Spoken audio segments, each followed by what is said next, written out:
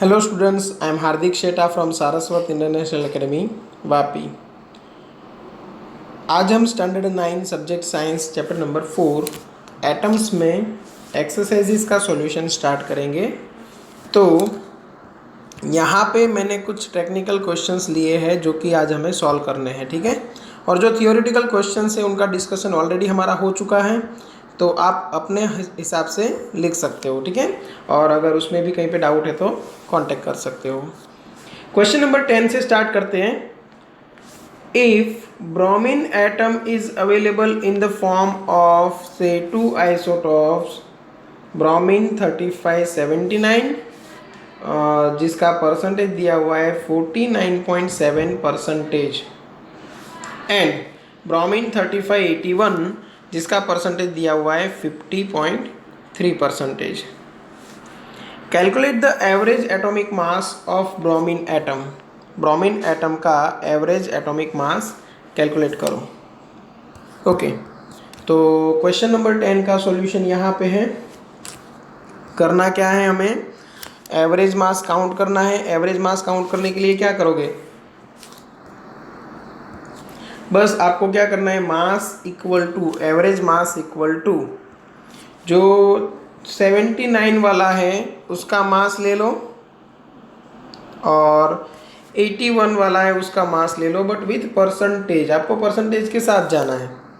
तो आप करोगे मास ऑफ ब्रोमीन 79, मतलब ये 79 ले लिया और परसेंटेज कितना है 49.7 डिवाइड बाय क्या कर दोगे 100, क्योंकि हमें परसेंटेज को रिमूव करना है। यहाँ पे 81 इंटू 50.3 डिवाइड बाय 100 करना पड़ेगा, क्योंकि हमें यहाँ पे परसेंटेज को रिमूव करना है। ये समझ में आ गया, बस ये कैलकुलेट कर लो, आपका आंसर आ जाएगा। ओके, तो समथिंग 80.006 यूनिट आपका आंसर आएगा। क्वेश्चन नंबर 11 देखो। The average atomic mass of a sample of an element X is 16.2 unit. What are the percentage of isotopes? 8x 16 and 8x 18 in the sample, ठीक है। अब उसके लिए आपको थोड़ा मतलब सपोज करना पड़ेगा कि एक के परसेंटेज क्या है और दूसरे के परसेंटेज क्या है। तो मैं यहाँ पे लिख रहा हूँ, let the percentage of 8x 16 bx, मतलब स्मॉल x हमने लिया, ठीक है, and percentage of 8x 18 be 100 minus x, ठीक है ना। तो हम क्या करेंगे, एवरेज मास इक्वल टू जो वो 16 वाला मास है उसके परसेंटेज ले लेते हैं x, मतलब x अपॉन 100 करना पड़ेगा, प्लस जो वो 18 वाला मास है उसके लिए परसेंटेज करेंगे हम क्या, तो उसके लिए परसेंटेज करेंगे 100 माइनस x डिवाइड बाय 100, ठीक है। यहाँ पे हमें दिया हुआ है 16.2, ये हो गया 0.16x प्लस यहाँ पे आएगा आंसर 18 माइनस 0.18x, ठीक है। अब ये जो 0.16 है और 0.18 है उनका सब्ट्रैक्शन कर दे तो 0.02x रहेगा नेगेटिव में, ओके। और ये जो 18 इधर आएगा वो भी सब्ट्रैक्ट होके नेगेटिव आंसर आएगा। नेगेटिव आंसर में आएगा 1.8, ठीक है। तो हमें x की वैल्यू मिलेगी 90। इसका मतलब क्या हुआ कि जो 8x 16 है उसके परसेंटेज हो गए 90, और जो 8x 18 है उसके परसेंटेज हो गए 100 माइनस 90, मतलब 10%, ठीक है। ये क्वेश्चन नंबर 11 का सॉल्यूशन समझ में आ गया होगा। अब ये 12, if z equal to 3 what will be the valency of the element also name the element. चलो z इक्वल टू 2 है, 3 है, तो उसका इलेक्ट्रॉनिक कन्फिग्रेशन हो गया 2 1, ठीक है ना, इलेक्ट्रॉनिक कन्फिग्रेशन हो गया 2 1,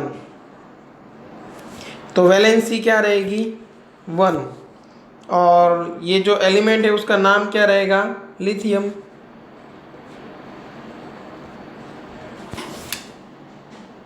ओके 13 देखो, composition of the nuclei of two atomic species x and y are given as under. Number of protons दिए है 6, दोनों में नंबर ऑफ प्रोटॉन्स सेम है, नंबर ऑफ न्यूट्रॉन्स दोनों में डिफरेंट है 6 and 8। Give the mass number of x and y।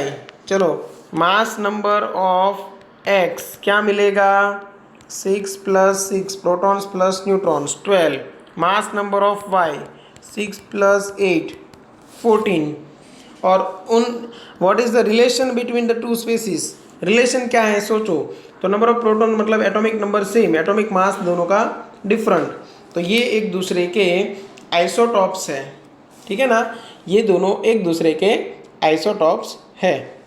ये question number 13 का सॉल्यूशन।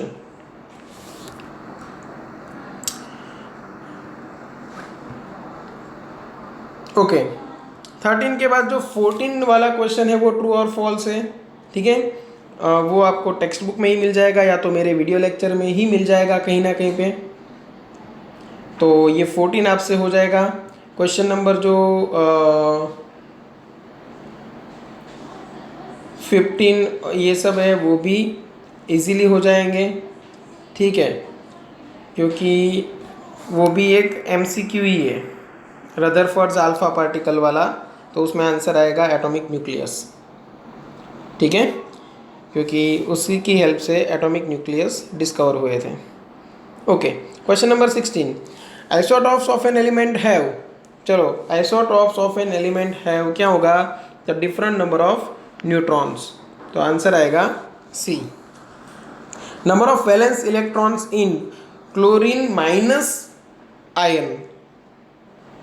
चलो क्लोरीन माइनस है तो देखो 2 8 7 उसका इलेक्ट्रॉनिक कन्फिग्रेशन है, उसके अंदर हमने एक इलेक्ट्रॉन ऐड किया तब जाके बना 2 8 8, ये आयन है, तो उसकी लास्ट ऑर्बिट में इलेक्ट्रॉन कितने हो गए 8, तो आंसर आएगा ऑप्शन B। अगर यहाँ पे क्लोरीन एटम होता तो 7 आता answer.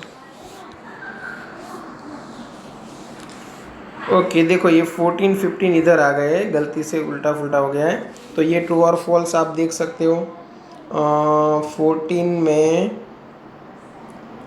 J.J. Thomson proposed that the nucleus of an atom contains only nucleons।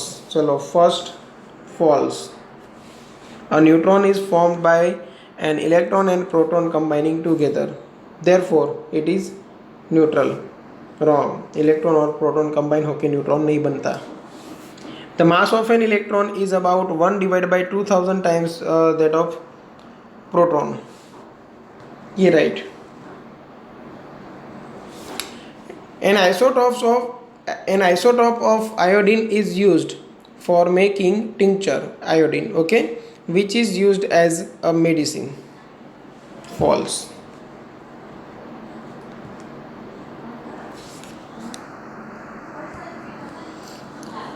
उसके बाद देखो ये रदरफोर्ड अल्फा पार्टिकल स्कैटरिंग जिसमें आएगा एटॉमिक न्यूक्लियस। उसके बाद ये है correct electronic configuration of sodium. Sodium का एटॉमिक नंबर कितना 11, सोडियम का एटॉमिक नंबर है 11, तो इलेक्ट्रॉनिक कन्फिग्रेशन हुआ, सॉरी ये नहीं, ये 281। Okay complete the following table. ये टेबल में देखो हर एक जगह पे कहीं ना कहीं पे एक दो इन्फॉर्मेशन आपको दी हुई है, बाकी का आपको कंप्लीट करना है। चलो तो स्टार्ट करते हैं। एटॉमिक नंबर 9 है समझना, और नंबर ऑफ न्यूट्रॉन्स 10 है, तो मास नंबर कितना हो गया 19।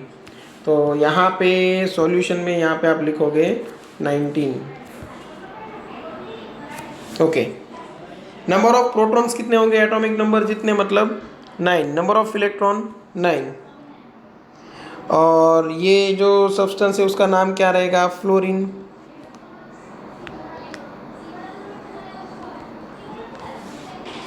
ओके, सेम वैसे ही ये पूरा टेबल आपको फिलअप करना है। एटॉमिक नंबर दिया हुआ है 16, एटॉमिक मास नंबर दिया हुआ है 32, तो नंबर ऑफ न्यूट्रॉन्स मिलेगा आपको mass number minus atomic number, मतलब यहाँ पे आएगा 16। नंबर ऑफ प्रोटॉन, तो एटॉमिक नंबर जितने होते हैं इसलिए 16, और इलेक्ट्रॉन भी 16। चलो यहाँ पे कुछ अलग दिया हुआ है, नंबर ऑफ प्रोटॉन्स दिए हुए, तो नंबर ऑफ प्रोटॉन जितने होते हैं उतना ही एटॉमिक नंबर होता है, तो वहाँ पे आएगा 12। ओके, प्रोटॉन प्लस न्यूट्रॉन बन के मास नंबर बनता है, तो यहाँ पे ऑलरेडी 12 है, तो 12 न्यूट्रॉन होने ज़रूरी। ओके, तो इलेक्ट्रॉन भी 12, और यहाँ पे जो नाम आएगा वो रहेगा मैग्नीशियम।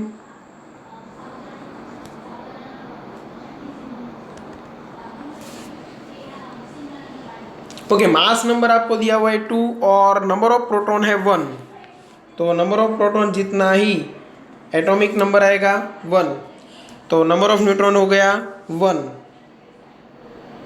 ठीक है ना। और number of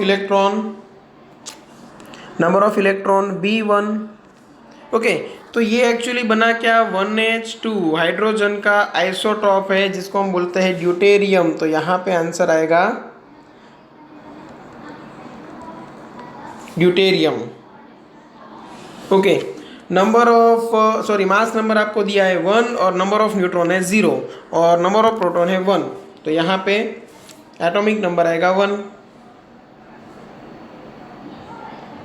number of electron आपको 0 दिया हुआ है ना, तो देखो एक प्रोटॉन है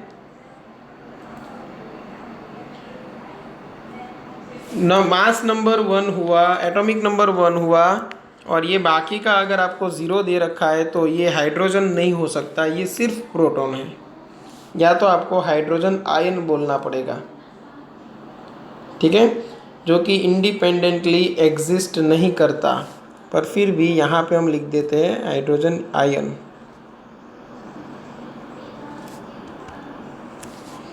या फिर आप सिर्फ बोल सकते हो कि ये प्रोटॉन है, ओके, क्योंकि विदाउट इलेक्ट्रॉन है।